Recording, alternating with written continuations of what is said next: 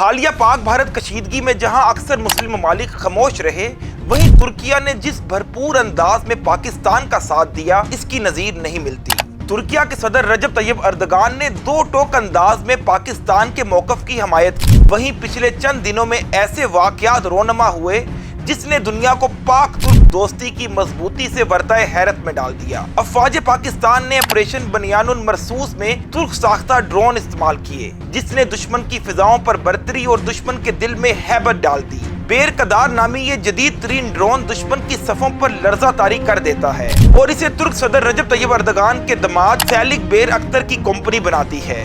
یہ اردگان کے وہی داماد ہیں جن کی شادی 2016 میں ہوئی تھی اور ان کے نکاح کے گواہ اس وقت کے وزیر اعظم پاکستان میاں محمد نواز شریف تھے۔ اس سے آپ قربت کا اندازہ لگا سکتے ہیں۔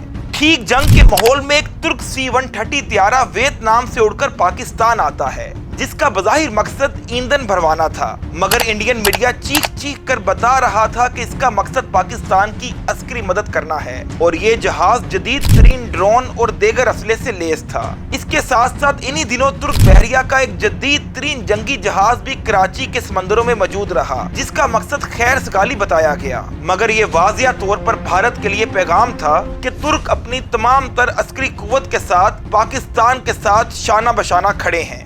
یہ دوستی، یہ اخوت، یہ محبت کوئی ایک دو برس کی بات نہیں، بلکہ اس کی بنیاد ایک صدی پہلے رکھی گئی تھی۔ خلافت عثمانیہ کے زمانے میں جنگ بلقان میں ترک فوجیوں کی مدد کے لیے برصغیر کے مسلمانوں نے نہ صرف بے پناہ مالی امداد فراہم کی تھی، بلکہ ایک 22 رکنی میڈیکل وفد بھی بھیجا گیا تھا، جس کے سربراہ ڈاکٹر انصاری تھے اور اس میں 5 ڈاکٹرز، 10 مرد نرسز اور دیگر طبی عملہ شامل تھا۔ اس کے علاوہ ترک اور اطالوی فوجوں کے درمیان لڑی گئی جنگ طرابلس میں بھی اسلامیان برصغیر نے ترک بھائیوں کو مالی امداد دی تھی اور علامہ اقبال کی مشہور نظم فاطمہ بنت عبداللہ اسی جنگ میں شہید ہونے والی اس ننھی بچی کے نام ہے جو ترک فوج کو پانی پلاتے ہوئے شہید کی گئی تھی۔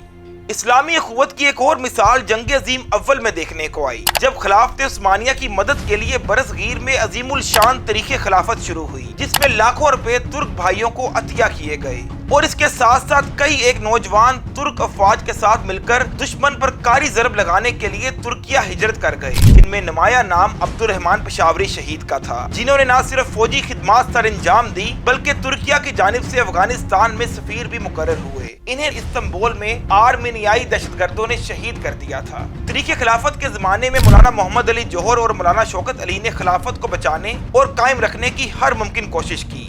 اس کے لیے مسلم خواتین نے اپنے تمام قیمتی زیورات خلافت فنڈ میں دیے۔ اس کا ترکوں کے دل میں اس قدر اثر ہوا کہ جب پاکستان میں زلزلہ آیا تو اسی کی یاد میں ترک صدر کی اہلیہ نے اپنا قیمتی ہار ریلیف فنڈ میں دیا تھا۔ اس زمانے میں یہ شعر بہت مشہور تھا کہ بولی اماں محمد علی کی جان بیٹا خلافت پر دے دو۔ اس دوستی کی مثال 1965 اور 1971 کی جنگوں میں بھی دہرائی گئی، جب ترکیہ نے پاکستان کی پس پردہ رہ کر فوجی امداد۔ پاک ترک دوستی کی خاصیت یہ ہے کہ حکومت چاہے کسی کی بھی ہو، جمہوریت ہو یا ماشاءاللہ، ترکیہ میں سیکولر حکومت ہو یا اسلام پسند، یہ دوستی ہر دور میں مضبوط ہوتی رہی۔ خاص کر رجب طیب اردگان کے برسر اقتدار آنے کے بعد اس دوستی میں ایک بار پھر اسلامی تشخص شامل ہوا اور حالیہ سالوں میں دونوں ممالک کی افواج کے درمیان کئی ایک دفاعی معاہدے ہوئے ہیں۔ پاک ترک فوجی مشقیں بھی باقاعدگی سے ہوتی ہیں۔ ترکیہ نے ہمیشہ مسئلہ کشمیر پر پاکستانی موقف کی حمایت کی اور بدلے میں پاکستان نے آذربائیجان، جو نسلی طور پر ترک ہیں، ان کی آرمینیا کے خلاف حمایت کی اور پاکستان دنیا کا وہ واحد ملک ہے جو آرمینیا کو تسلیم نہیں کرتا۔